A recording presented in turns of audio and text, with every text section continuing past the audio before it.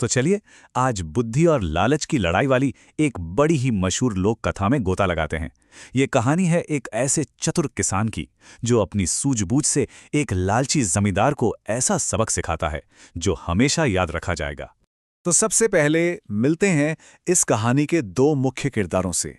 एक तरफ है भोला राम, जो कि एक बहुत ही समझदार और चतुर किसान है, और दूसरी तरफ है जगन्नाथ, एक ऐसा जमींदार जो हद से ज्यादा कंजूस और लालची है। और यहीं से इन दोनों के बीच टकराव की असली कहानी शुरू होती है।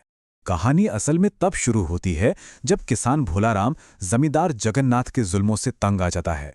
वो तय करता है कि अब चुप नहीं बैठना है, अब तो उसे सबक सिखाना ही होगा, और इसके लिए वो एक जबरदस्त योजना बनाता है। देखिए, भोला राम कोई जल्दबाजी नहीं करता। वो बड़ी सावधानी से अपनी चाल की तैयारी करता है। वो अपनी फसल जगन्नाथ को नहीं बल्कि दूसरे शहर में जाके बेचता है। मुनाफे से कुछ मुर्गे खरीदता है, और सबसे जरूरी, एक शिकारी से दो हूबहू एक जैसी दिखने वाली लोमड़ियां खरीद लेता है। और यही तैयारी उसकी पहली चाल की नींव बनती है। तो अब आता है भोला राम की चतुराई का पहला अध्याय, जहां वो अपना जाल बिछाना शुरू करता है। और ये जमींदार के लालच की पहली और सबसे बड़ी परीक्षा होने वाली है। ये योजना 4 बहुत ही सरल लेकिन शानदार स्टेप्स में सामने आती है। भोला राम दावा करता है कि उसकी लोमड़ी कोई मामूली लोमड़ी नहीं बल्कि जादुई है। फिर वो उसे मुर्गी लाने का नाटक करके भगा देता है और अपने ही मुर्गे से बनी चिकन बिरयानी जगन्नाथ को खिलाता है। और आखिर में घर में छिपी दूसरी लोमड़ी को ऐसे सामने लाता है जैसे मानो वही जादू से मुर्गी लेकर वापस आई हो। और जगन्नाथ की ये बात उसके लालच को साफ साफ दिखाती है।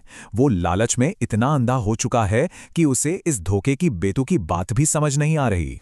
और इस तरह लालच में पूरी तरह डूबा हुआ जगन्नाथ एक मामूली सी लोमड़ी के लिए पूरे 1500 मुद्राएं दे बैठता है। भोला राम की पहली चाल कामयाब हो चुकी थी।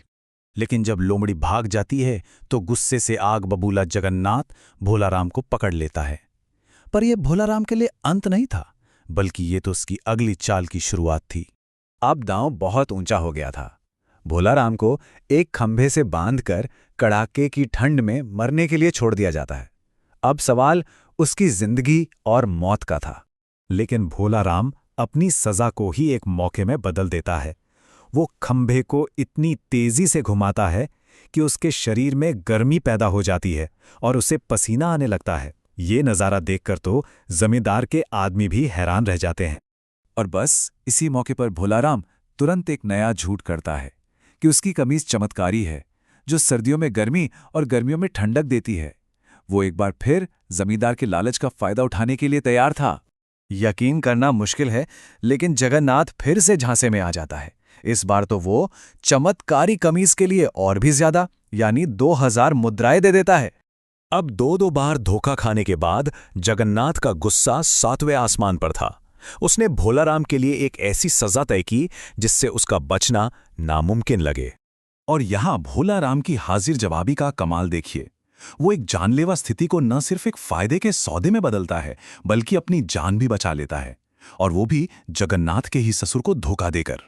सोचिए, महीनों बाद जब भोला राम गांव में वापस आता है तो उसे जिंदा और पहले से कहीं ज्यादा अमीर देखकर जगन्नाथ का क्या हाल हुआ होगा। वो तो भौचक्का रह जाता है, उसे अपनी आंखों पर यकीन ही नहीं होता। और अब भोला राम अपनी सबसे बड़ी और शानदार कहानी बुनता है। समुद्र के नीचे एक छिपे हुए राज्य की कहानी। वो समुद्र के राजा एक अप्सरा से शादी और सोने चांदी के खजाने की ऐसी बातें करता है जो जगन्नाथ के लालच को भड़काने के लिए काफी थीं।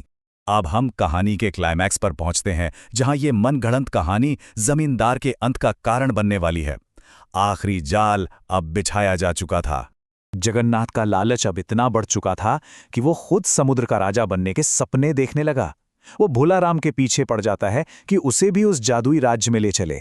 भोला राम का अंतिम जाल बेहद सरल लेकिन उतना ही घातक था।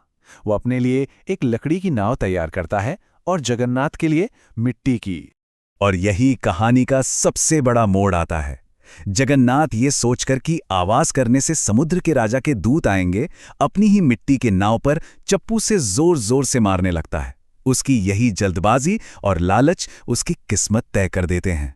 नाव टूट जाती है और जमींदार समुद्र में डूब जाता है।